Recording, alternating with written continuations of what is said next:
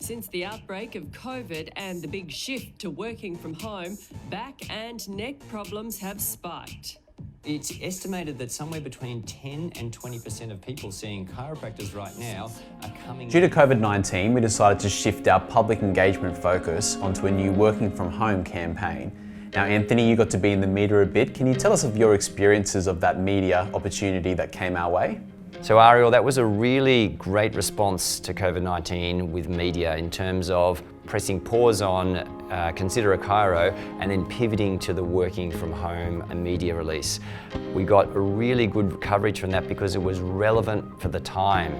The fact that The Sunrise ran a 4-minute program purely featuring chiropractors and chiropractic patients talking about things that they needed to do when working from home is a real testament to our flexibility and almost ninja-like ability to respond appropriately to the situation. So great work by the PE committee, great work by Mark Homs, and I think a really good result for the ACA.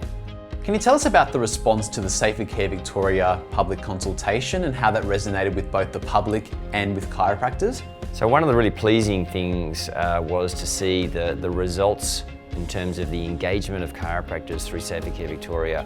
The ACA worked really hard, not only engaging with our members, but also those unaffiliated with the ACA, either through direct mail-outs or engaging with other platforms, such as other organisations, the various tribes and groups within the chiropractic profession. It was really important that we got the message out there that we must be involved, and it was great to see that chiropractors did. Not only in terms of writing their own personal submissions as chiropractors, but involving their patients and broader community. To have the biggest response ever from a public submission by Safer Care Victoria is a real big tick for the chiropractic profession. It was an extraordinary response. Around 26,000 people responded to that, but the satisfaction with the care being provided was 99%. And I think that what it's been has been very good in terms of getting an understanding about the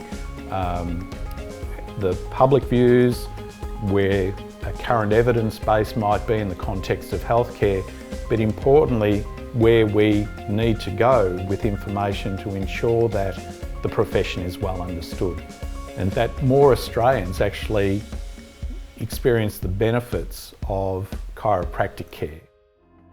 Well, we certainly appreciate the support that all of you have for this association.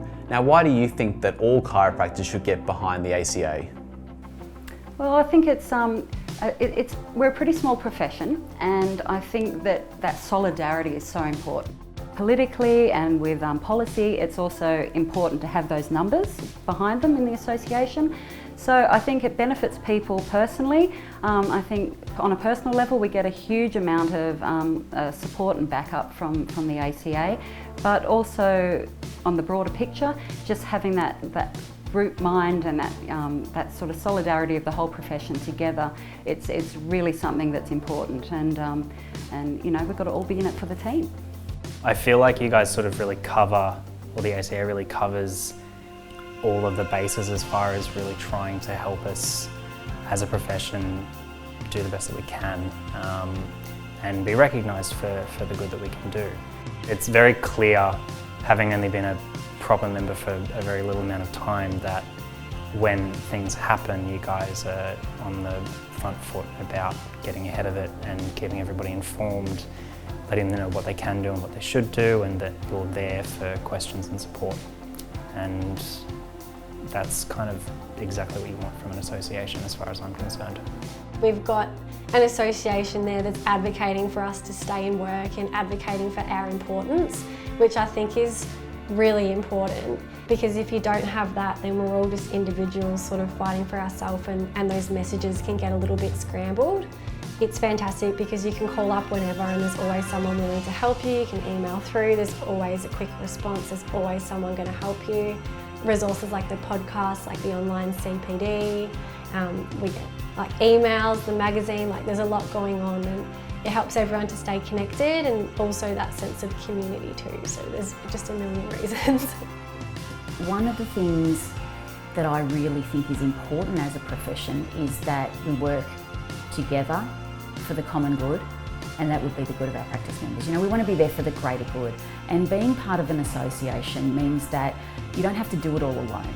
But the other thing is that the ACA has a whole range of services that I think sometimes people outside of the membership might not know about. So for example, I'm involved in the Women in Chiropractic special interest group, and that's a fabulous space. I suppose it goes above and beyond. And it allows me as a chiropractor to feel like I'm contributing to a bigger voice. I've always been someone who's jumped on board to be part of student representative programs, as well as New South Wales board and now CCP for close to 3 years.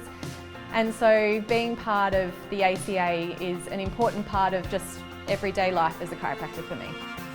To have a well-resourced association is so helpful for us as a profession, and the best way to resource us is to have, you know, full membership. A powerful association is that the chiropractor is the envy of all my colleagues here at the clinic when they see the work that our association does. To have the ACA as the peak body representing us gives us numbers, and if we have good membership of that, that also gives us credibility and strength. And the one thing I would like to put to people is that it's probably better to think not what can the association do for you, but what can you do for the association or your profession. There are so many benefits we have as a profession that would simply not be there if it wasn't for the association. And lastly for today, how does a strong membership help the ACA in advocating for and supporting the profession? It's really important that we maximise our reach into the profession. There's times where the 46% of the registered profession who are members of the ACA do the heavy lifting on behalf of everyone. And that's one of the issues, particularly around advocacy, that if we chose not to act, who would? And where would that leave the entire profession? So being a member is important. It gives you the resources to do more. And again, it puts back that question. If we weren't here doing what we're doing, who would? So in the more than 18 months that I've been ACA president, we've had 2 major crises in Safer Care Victoria and COVID-19. And it's really instilled in me the need for us to have a buoyant, strong voice for the profession that is well subscribed. I'm really concerned still for the many chiropractors out there that are not members of the ACA, that don't have access to the information that you as members can receive on a week in, week out basis. So from the bottom of my heart, thank you for your membership, and understand how important this is for the future of our profession.